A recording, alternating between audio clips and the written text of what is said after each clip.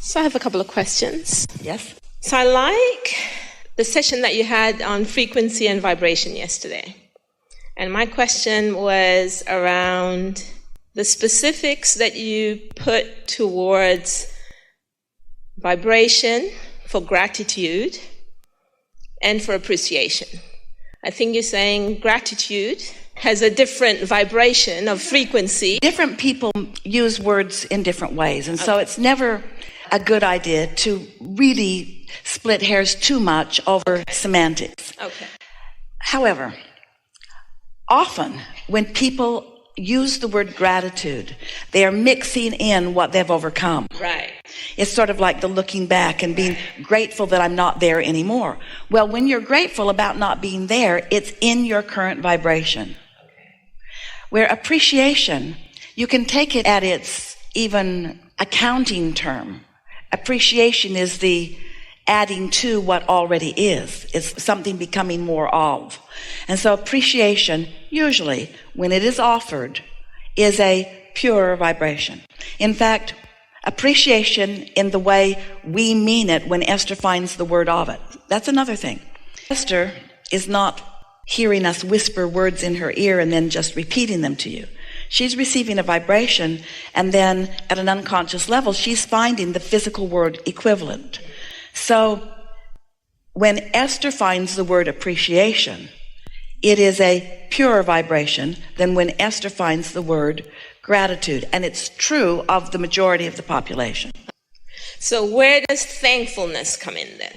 I am thankful. So I know that I say that so often, and then I'm thinking... Thankful is a pure vibration too, because thankful is saying thank you. We often say, when people ask the question about should they pray, should they be prayerful? And we say, most people, when they pray, are focused upon something wrong and really yearning or begging for a solution. And so those prayers are not pure. There's a lot of resistance in them.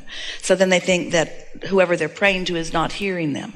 When you pray with thanks, now you're focused upon what is working. Now there's no resistance. So thankful and appreciation are very similar in vibration. So that's the thankful and appreciation. Yeah, very similar. Okay. And of course, different people mean different things. You can say thanks a lot and not really mean it. So then, in that same vein of vibration and frequency, what would one do if they're immersed in a vibration? Because it's surrounding them and they're observing it. Right, or they have to be in it. Well, nobody has to be in it. Yeah, I know. But they feel like they do, so they are. Right. And it does not feel good. That vibration does not feel good. Yeah. And the path of least resistance, i.e. to walk away, is also not a possibility. Then what would one do? So I'm really looking for ways to... Do your best to relax. Realize that the more general you become, the less tied to it you will be. But sometimes you just have to let it play out its course.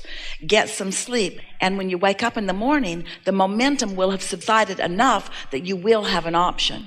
But someone who doesn't take that option every morning when they wake up may often find themselves believing that they are in a place where they have no choice. Often you cannot control the condition that has your attention, but you always have the ability to control your response to the condition. But it's looking at you all the time, or you're looking at it all the time. Well, if it's looking at you, don't look back. And we know that sounds simplistic, but that really is what it's about. Jesus said, turn the other cheek, and that's exactly what he was talking about. Don't let it suck you in. So step back as often as you can. Become as more general, and in time, your vibration about it will have shifted enough that it will become less and less of a player in your point of attraction.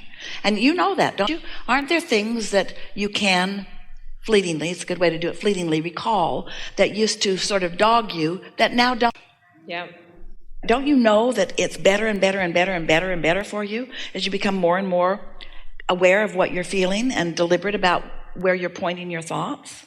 Sometimes people say, just try to speak more positively, or only do things that feel good. Our friend just now was talking about doing the things that feel good. And while taking action sometimes is difficult if there's a lot of momentum, everything that you do with the intention of feeling better serves you. And so it's like reaching for the thought that feels better. But if it's a strong, uncomfortable feeling and thought, it's better to change the subject if you can. And so sometimes you say, but law of attraction won't let me change the subject. Yes, it will, because you are the one who gives the fuel to law of attraction. So the most accurate thing you could say is, I've been feeding law of attraction on this point for so long that it feels like it has me by the hair. And then we say, well, don't do that. And then you say, well, I can't let go of this thought. I'm consumed with it. Then we say, then take a nap. Well, I can't sleep. My mind won't stop. Well, then take a walk. Well, when I walk, I still keep thinking about it. Well, then put your feet in something really hot or something really cold. That will distract you for a minute. Hit your thumb with a hammer. That'll take your attention away from it. Jerry used to say if he had a feeling of discomfort in his body sometimes when he was really young, he would bite his finger because he wanted to know if the bite felt worse than whatever was bothering him, he knew it wasn't that bad. And Esther said, you are too weird for me. And she still married him. They were equally weird. But you get the point. Yes. Anything that causes you to distract. So quickly, yesterday I heard something, not through here, but in another session, where you said to someone who was sitting in the hot seat, you said, be the lover that you are and forget everything else. Now my question is, when you're so involved in something and it's really hard to be a lover, then that statement doesn't mean much to you. Not at this point. So this is a good point to have this important conversation. So we know you understand the idea of transmitting and broadcasting signals. And we know that you really understand law of attraction and how those signals match up. And we know that you really understand what we've been calling the receptive mode, that you want to be in the vibrational point that your vortex is, so that you can get it out of the vortex into meaningful manifestation. Now we want to say that no matter what, if you are conscious and awake, you are in a receiving mode of some type. And you can tell by the way you feel what you're in the receiving mode of. If you feel vulnerable, that's what you're in the receiving mode of. If you feel overwhelmed, that's what you're in the receiving mode of. So, your inner being always knows where you are in relationship to all that you want. So your inner being is over here, in essence, calling you to what you want. But you're hearing it through the ear lens of where you are. So your inner being's calling you from this vantage point. But if you're here, you're still hearing it. But you've got filters that are keeping you from really hearing it the way your inner being means it and knows it. And so that's why sometimes you have a rougher ride than you really need to, because you haven't tended to the thing that matters most. That's why we say, get happy and then do anything and everything you can. Be nicer to yourselves. Take more time off. Esther's decided, and you all will find out, she's going to close the office in San Antonio on Monday. She wants her staff to have a 3-day weekend. And she says, we'll keep everything the same way that it is. You're just going to have 3 days off and then 4 days on. They don't know yet, don't tell them. And the reason is because we have helped her to know that nothing is more important than that I feel good. So she knows that anything that she can do that is conducive to someone feeling freer will cause them to feel happier, and anything that causes them to feel happier improves their point of attraction, and anything that improves their point of attraction helps them live happier ever after. Right. So we wish that for all of you. We wish for you that you would be nicer to yourselves. Take time to do things. Be nicer to yourselves. Eat the things that feel good. Lay in the grass if it feels good.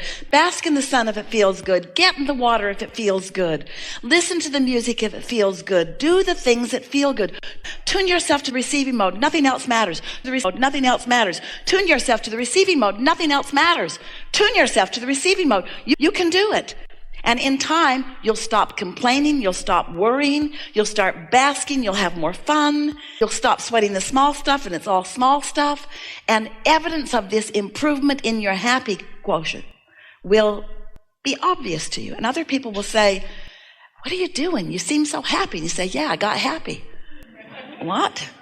No, I said, you're happy. I want to know why. Because I want to be happy. Yeah, but what condition has caused you to be happy? Now, there's a case to be made that Esther is creating the condition to which her employees will have a happy response.